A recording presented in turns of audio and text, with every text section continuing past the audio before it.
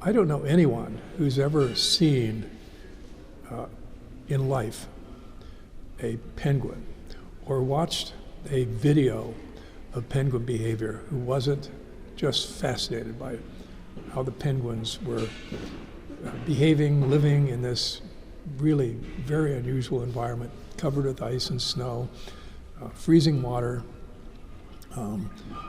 watching them take care, feeding and nourishing their chicks. It's just almost beyond description to imagine something as intriguing as penguin behavior. Similarly, with the great whales. I don't know anyone who has ever seen a whale in the wild who would forget what that experience was like. So there are different things that motivate different people, and Antarctica is one of those places that just seems to have so much of that. It's kind of mysterious. It's a place that a lot of people, they know about but don't know quite what to think about it. But as you begin to learn about it and find how fascinating the biology is, the history, it draws people. I mean, I know people who their favorite thing to talk about is Antarctica.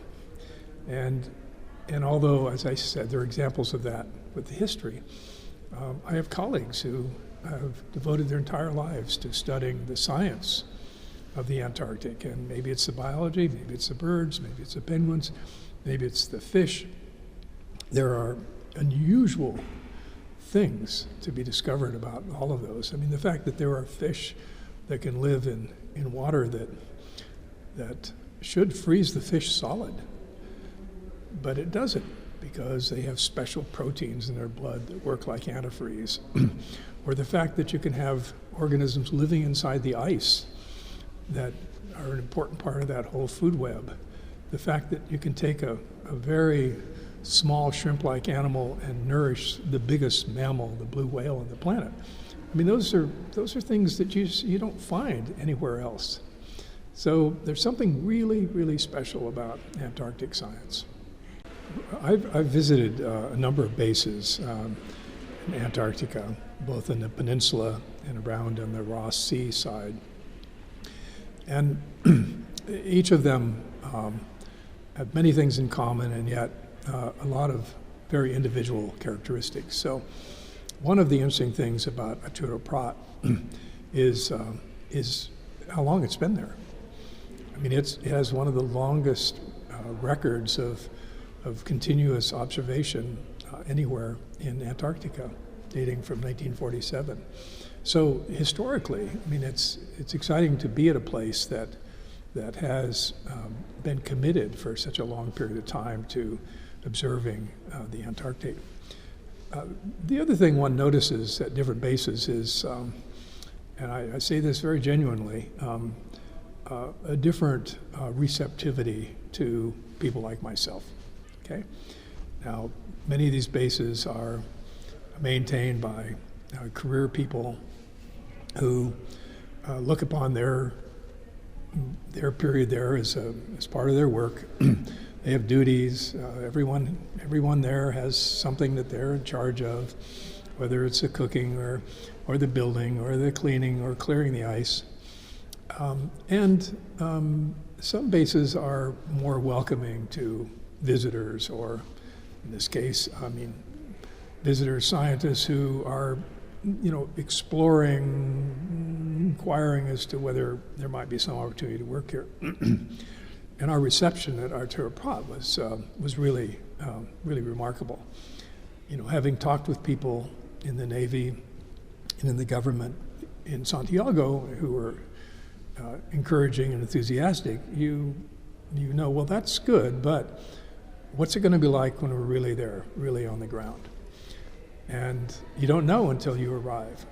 And so the friendship and the camaraderie of the commander of the base and all the personnel we worked with there was really remarkably welcoming. And I've visited other bases where it isn't always that way.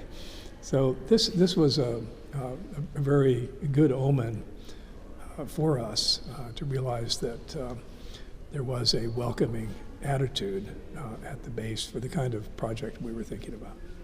So my work through the David Rockefeller Center of Harvard University Santiago office started conversations and thinking about what we could do to create additional opportunities for students, both Harvard students and Chilean students, to work together. And the uniqueness of Chile's proximity to the Antarctic, a region that I really find fascinating for a variety of reasons, both historically, the discoveries, but also the science in and of itself is interesting and exciting. And now that we're seeing particularly the science relating to the ocean, the creatures that live in the ocean changing with climate, that it's a great laboratory to take students into, to experience firsthand how these changes are occurring. And so as we began talking with colleagues here in the Santiago office who had good working relations with people in the Chilean Navy, it seemed possible that there might be a partnership that could emerge from this. And of course, as we talked more about that education mission, it also became clear that a really important component of it would be the museum activities. And here, the National Maritime Museum was the place where that could happen. One of the exciting things about studying science is you always have to be prepared to be surprised. I would say honestly that every time I've gone out to the open ocean for a month or 2 months at a time, we're on a ship away from land, I've seen things that I never could have imagined. I've seen either unusual organisms or an abundance of unusual organisms, organisms of maybe unusual size, behaving in unusual ways, things I never could have imagined. I'd never read about it, never been described to me by anyone who's had that experience. So I think in the sort of field of ocean science, and I think the same is true of Antarctic science, we still have a lot to learn. There's still very, very important aspects of what's happening in Antarctica. As I spoke today about the mystery of why the blue whales in the Antarctic have not recovered after they were hunted so intensely up through the early part of the 20th century. And since the mid-1980s, there's been no harvest of blue whales, and yet they haven't recovered. Well, that's a mystery. Why is that? And so how can we understand how different that ecosystem is today than it was when it had those great whales? Because they're not only the largest animals on the planet, the food that they consume is a huge portion of what's produced there. So those are the kinds of questions that I think keep scientists and ocean scientists or polar scientists returning again and again and again, because you see different things, questions form differently, you discover something and now you start to look at everything a little differently. And so it continues to just be fundamentally exciting.